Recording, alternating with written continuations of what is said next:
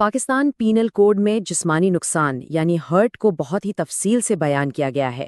تو آئیے سمجھتے ہیں کہ ہمارا قانون چوٹوں کی درجہ بندی کیسے کرتا ہے اور ان کے لیے کیا سزائیں مقرر ہیں۔ سب سے پہلے تو سیکشن 332 کے مطابق ہرٹ کی تعریف کو سمجھنا ضروری ہے۔ دیکھیں، یہ ایک بہت وسیع اصطلاح ہے۔ اس میں ہر وہ جسمانی نقصان شامل ہے جو موت کا سبب نہ بنے۔ مطلب ایک معمولی درد یا بیماری سے لے کر کسی عضو کو ناکارہ کرنے یا کاٹ دینے تک سب کچھ اسی زمرے میں آتا ہے۔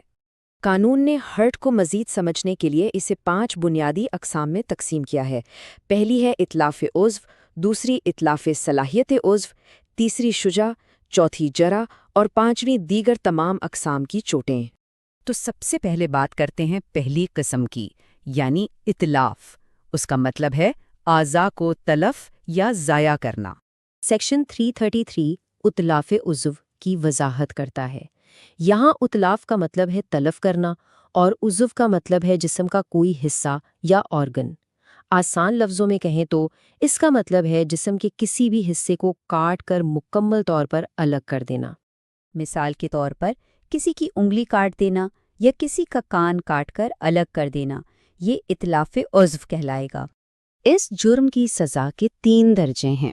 قانون سب سے پہلے قصاص کا کہتا ہے، یعنی جیسا کیا ویسا بھرو اگر طبی طور پر یہ ممکن ہو۔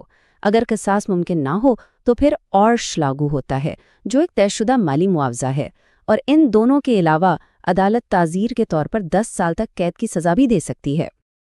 اب آتے ہیں سیکشن 335 پر، جو اتلاف صلاحیت عضو کو بیان کرتا ہے۔ یہاں اصل نقطہ عضو نہیں بلکہ اس کی صلاحیت یعنی کام کرنے کی اہلیت ہے۔ مطلب یہ کہ عضو جسم سے الگ نہیں ہوتا، لیکن اس کی کام کرنے کی صلاحیت کو مستقل طور پر ختم کر دیا جاتا ہے۔ اس کی واضح مثال یہ ہے کہ کسی کے بازو کو اس طرح نقصان پہنچایا جائے کہ وہ مفلوج ہو جائے، یا کسی کی آنکھ کی بینائی ہمیشہ کے لیے ختم کر دی جائے۔ تو ان دونوں میں بنیادی فرق کیا ہوا؟ بہت سادہ ہے۔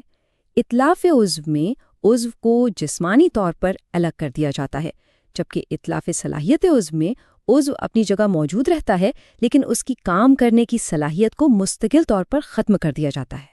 چلیے اب دوسری بڑی قسم پر چلتے ہیں، شجع، جو خاص طور پر سر اور چہرے کے زخموں سے متعلق ہے۔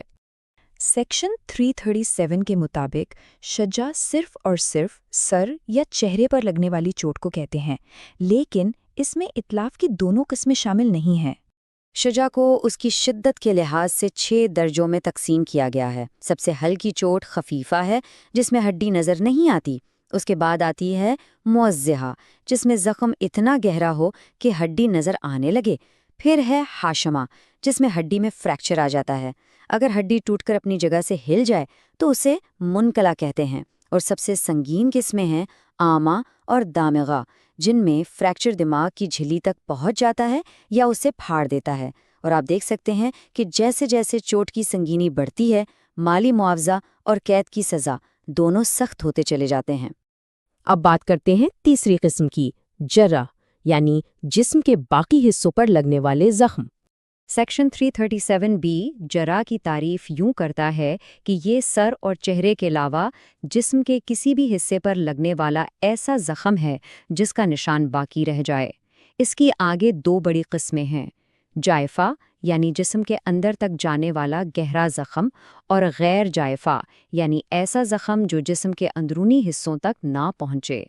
سیکشن 337C جافہ کو مزید واضح کرتا ہے۔ یہ وہ گہرا زخم ہے جو دھڑ کے اندر کی کیوٹی تک یعنی اندرونی اعضاء تک پہنچ جائے، جیسے چھری کا ایسا وار جو پھیپھڑوں تک چلا جائے۔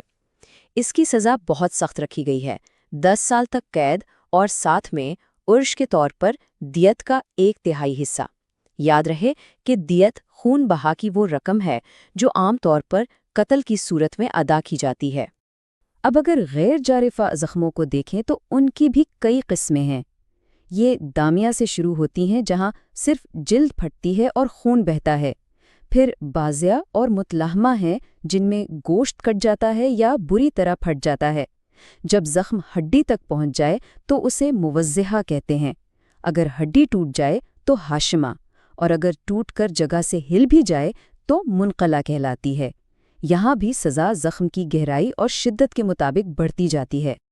اور اب آخری کیٹیگری، جس میں دیگر اور کچھ خصوصی نوعیت کی چوٹیں شامل ہیں۔